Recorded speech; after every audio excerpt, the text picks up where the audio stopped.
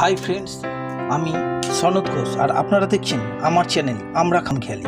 আমি বিভিন্ন জায়গায় ঘুরে বেড়াই আর তার ভিডিও করে এই চ্যানেলে দিচ্ছি। যদি ভিডিওগুলো ভালো লাগে তাহলে অবশ্যই লাইক, শেয়ার এবং সাবস্ক্রাইব করবেন।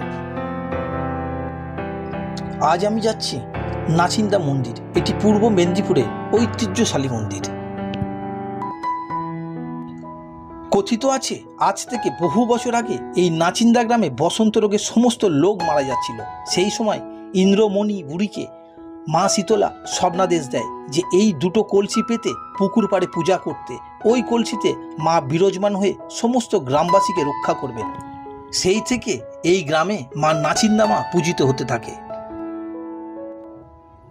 মা খুবই জাগ্রত, সমস্ত রোগ ব্যাধি দূর করে। অক্ষয় তৃতীয়ার দিন এখানে বাৎসরিক অনুষ্ঠান হয় এবং 12 দিনের মেলা হয়। পশ্চিমবঙ্গের বিভিন্ন জায়গা থেকে দূর দূরান্ত থেকে হাজার হাজার পুণ্যার্থীরা আসে এবং পুষ্পাঞ্জলি দেয়, মায়ের কাছে অর্ঘ্য দেয়, শাড়ি দিয়ে পূজা দেয়।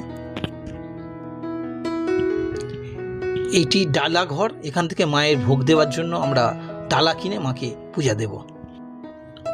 এই মন্দিরে মায়ের ব্যবহৃত কাপড় ও যে সমস্ত পুণ্যার্থীরা কাপড় দিয়ে যান সেই কাপড়গুলো দুস্থ দরিদ্র মহিলাদের মধ্যে বিতরণ করা হয়।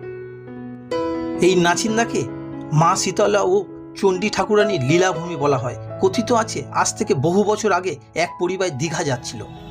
মন্দিরের কাছাকাছি আসতে তার স্ত্রী গাড়ি থামাতে বলে, কিন্তু ভদ্রলোক তার কোনো কথা না শুনে মন্দির পেরিয়ে সোজা সামনের দিকে এগিয়ে যায়। কিছুটা যাবার পর গাড়ির দুটো চাকা খুলে বেরিয়ে যায়। যথারীতি তারা মন্দিরে ফিরে এসে মায়ের কাছে ক্ষমা চায়, আবার পুনরায় তাদের গন্তব্যস্থলের দিকে এগিয়ে যায়। সেই থেকে এই মন্দিরে গাড়ি পূজার প্রচলন শুরু হয়। আমরা মন্দিরে প্রবেশ করলাম, এবারে মা নাচিন্দাকে আমরা পুজো দেব।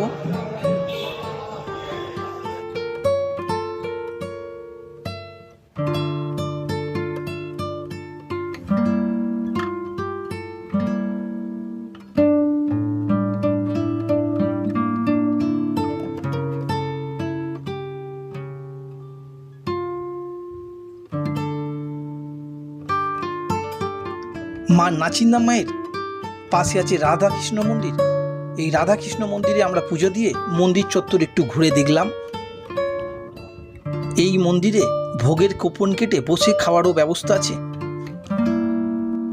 এই গাছের গায়ে ডোর লাল কাপড় বেঁধে পুণ্যার্থীরা মানসিক করে, মনস্কামনা পূর্ণ হলে এখানে এসে পূজা দেয়।